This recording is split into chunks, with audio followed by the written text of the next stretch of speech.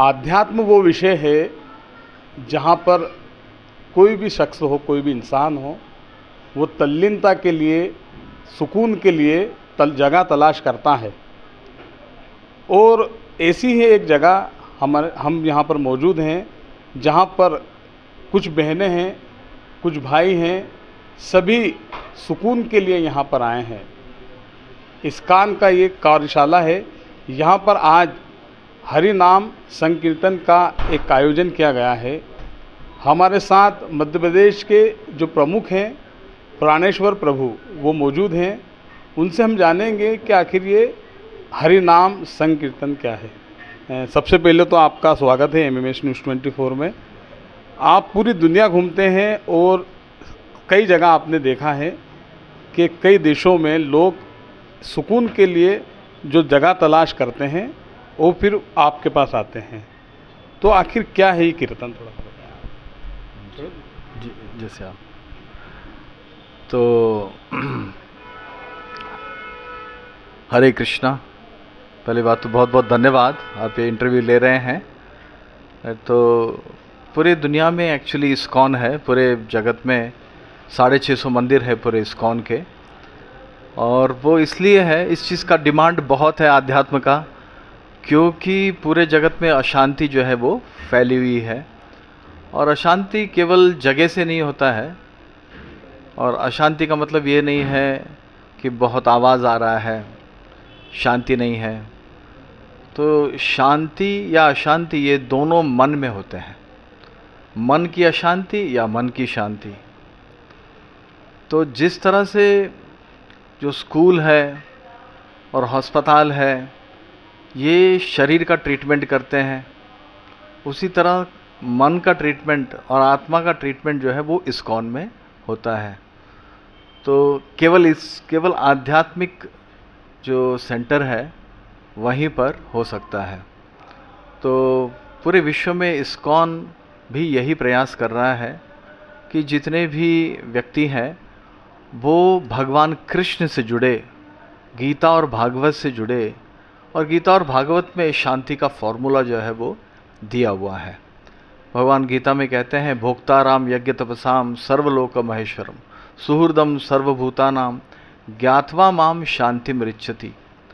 जो ये समझ जाता है कि मैं परम नियंता नहीं हूँ, कंट्रोलर नहीं हूँ, जो ये समझ जाता है कि मैं परम भोक्ता नहीं हूँ, मैं परम सुप्रीम प्रोप्राइटर नहीं हूँ, मैं मेंटेनर नहीं हूँ, मैं पालनहारी नहीं हूँ, ये सब भगवान का रोल है, मेरा नहीं है, केवल उसी को शांति जो है वो प्राप्त हो सकती है। अच्छा, जैसे कुछ लोग मतलब इस तरीके से चलते हैं कि खुद को वो कंट्रोलर मानते हैं, जिसकी वजह से दुनिया में हमने देखा कि कल भी एक ईरान का और इजराइल का युद्ध सामने आया है।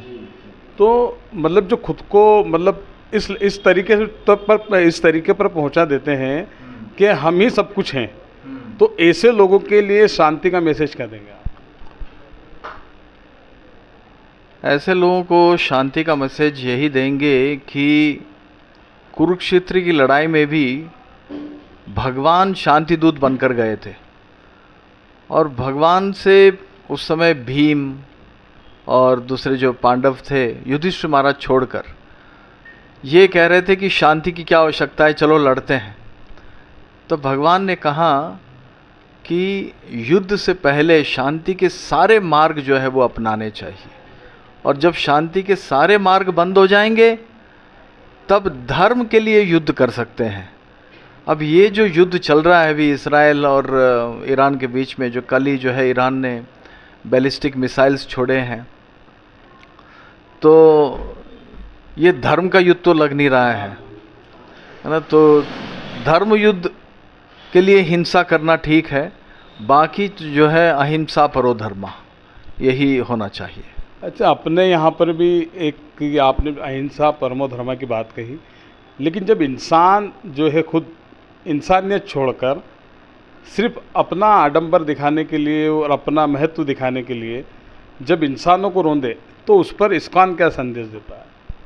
इस्कॉन वही संदेश देता है जो भगवत गीता में दिया हुआ है श्रीला प्रभुपाद जी जो संस्थापक आचार्य हैं इस्कॉन के, उन्होंने भी ये कहा कि जहाँ हिंसा की ज़रूरत है वहाँ पर हिंसा करना ही धर्म है।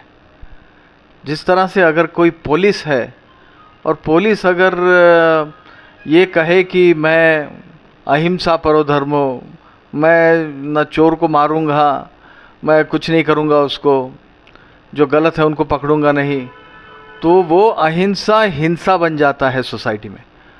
तो हिंसा का भी जगह है, वो अपनी जगह पर हिंसा ठीक है।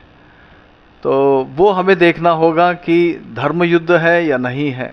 और ऐसा कोई अगर कर रहा है कि रौंद रहा है लोगों को, तो वहाँ पर तो हिंसा की ज़रूरत है और होनी चाहिए। जिस तरह महाभारत कुरुक्षेत्र की लड़ाई हुई और भगवान चाहते थे कि जितने भी गलत एलिमेंट थे पूरे विश्व में, उन सबको एक साथ बुलाकर 18 दिन में उन्होंने साफ कर दिया था। 18 दिन में कोई वर्ल्ड वार होता नहीं है देखा जाए तो, राइट। फर्स्ट वर्ल्ड वार 4 साल चला था, सेकंड वर्ल्ड वार 4 साल चला था, लेकिन ये जो वर्ल्ड वार था वो 18 दिन चला, राइट। तो जी। अच्छा, गीता का ऐसा क्या सार है जो दुनिया को एक आत्मसात करना चाहिए और दुनिया को ये समझना चाहिए कि गीता, क्योंकि लोगों के जहन से आज गीता लगभग, मतलब अब ये भी सच्चाई है कि आप दुनिया के कई देशों में काम करते हैं जिसके लिए आपको आगे भागना पड़ता है, दौड़ना और समझाना पड़ता है। तो ऐसा कौन सा सार है जो सभी मानव धर्म के लिए एक समझाइश के लिए रहे? तो गीता में, भगवत गीता में अर्जुन से भगवान गीता सुनाने के बाद कहते हैं, भगवत गीता का पूरा संदेश सुनाने के बाद कहते हैं कि अगर मैंने जो अभी सिखाया है तुम्हें, उन आदेशों का अगर तुम पालन करोगे, मेरे बताए हुए रास्ते पर चलोगे, तो तुम जीतोगे। जो जीवन की लड़ाई है वो तुम जीतोगे। लेकिन अगर मेरे बताए हुए रास्ते पर नहीं चलोगे अगर, तो तुम्हारा जो है, मतलब तुम भटक जाओगे फिर। तो यही चीज़ जो है सबको समझना चाहिए कि दुर्योधन में एक ही खामी थी, वो कृष्ण के साथ कनेक्टेड नहीं थे, कृष्ण के भक्त नहीं थे। बाकी सब कुछ था उनके पास, किसी भी चीज़ की कमी नहीं थी, केवल भगवान के साथ उनका कनेक्शन ठीक नहीं था। और पांडवों के पास कुछ भी नहीं था, सुई के नोक के बराबर ज़मीन नहीं थी, लेकिन कृष्ण के साथ कनेक्शन था, इसलिए सब कुछ मिल गया। तो अगर सब कुछ चाहिए तो भगवान से जुड़ना होगा, और अगर भगवान के बगैर सब कुछ चाहिए तो कुछ भी नहीं रहेगा। जैसे दुर्योधन के पास कुछ नहीं रहा लास्ट में।